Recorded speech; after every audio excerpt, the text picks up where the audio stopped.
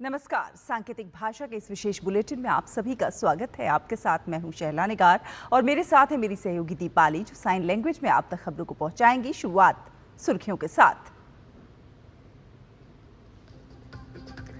राष्ट्रपिता महात्मा गांधी और पूर्व प्रधानमंत्री लाल बहादुर शास्त्री की जयंती आज। राष्ट्रपति, उपराष्ट्रपति और प्रधानमंत्री देंगे राजघाट पर श्रद्धांजलि। सर्वधर्म प्रार्थना सभा का भी आयोजन।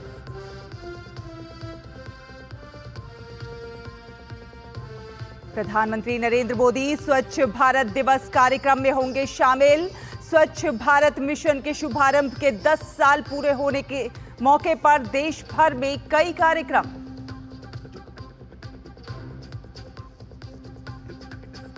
हजारीबाग से झारखंड में पीएम मोदी शुरू करेंगे 83,000 करोड़ रुपए से अधिक के विकास प्रोजेक्ट। जनजातीय समुदाय से होगा संवाद। रांची में बीजेपी की परिवर्तन यात्रा रैली को भी करेंगे संबोधित। हरियाणा के चुनावी रण में बीजेपी नेताओं की फौज। कांग्रेस नेता प्रियंका गांधी जुलाना और खेड़ा में करेंगी रैली।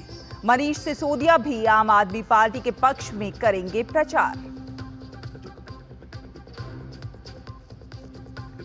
और ईरानी हमले के बाद इजराइल के पीएम नेतन्याहू की चुनौती, ईरान को चुकानी पड़ेगी कीमत। इजराइल के समर्थन में आया अमेरिका, तो वहीं यूएनएससी ने बुलाई आपातकालीन बैठक। इजराइल में रहने वाले भारतीय नागरिकों को बेवजह यात्रा से बचने की सलाह।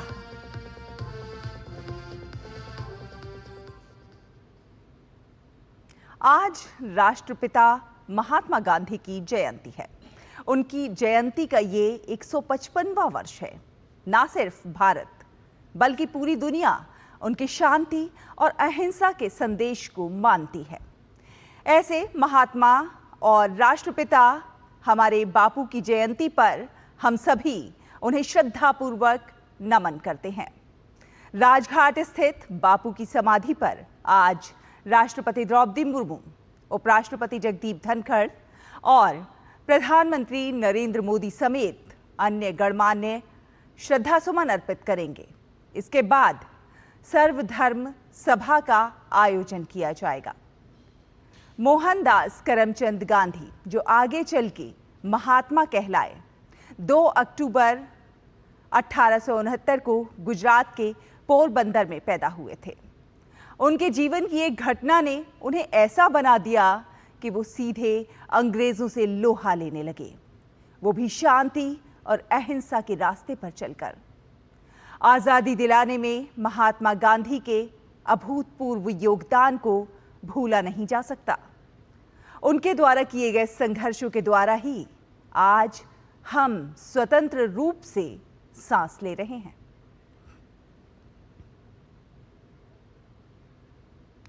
और आज गांधी जयंती के साथ साथ लाल बहादुर शास्त्री जी की भी जयंती है।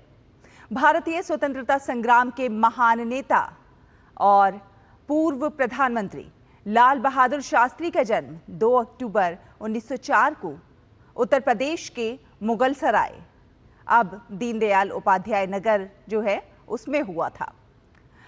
लाल बहादुर शास्त्री के कार्यों और विचारों ने भारत के स्वतंत्रता संग्राम और बाद में देश को आकार देने में बड़ी भूमिका निभाई।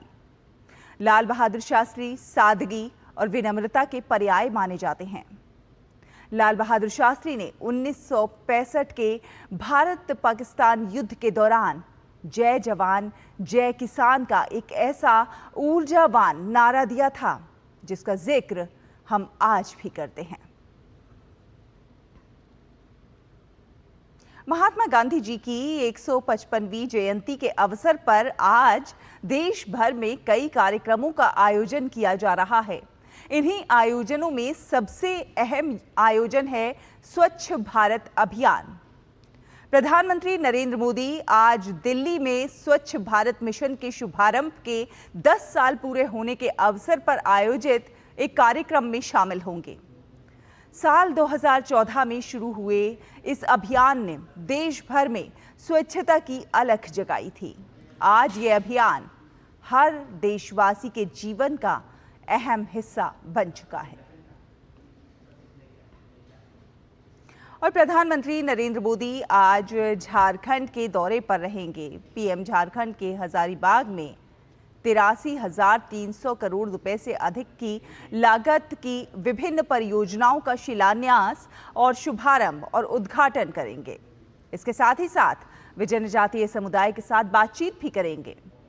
इसके बाद प्रधानमंत्री नरेंद्र मोदी रांची में बीजेपी की परिवर्तन यात्रा रैली को संबोधित करेंगे, जिसका आज समापन होगा। हरियाणा विधानसभा चुनाव में प्रचार का अब आखिरी दौर चल रहा है। यहां जीत दर्ज करने के लिए हर पार्टी ने अपनी पूरी ताकत झोंक दी है। बीजेपी ने एक तरफ जहां दिग्गजों की फौज को मैदान में उतार दिया है, बीजेपी की तरफ से आज मुख्यमंत्री नायब सिंह सैनी लाडवा में रोड शो करने वाले हैं। उनके साथ सांसद हेमा मालिनी भी मौजूद रहेंगी। वहीं कांग्रेस की तरफ से आज प्रियंका गांधी जुलाना और खेड़ा में रैली करेंगी।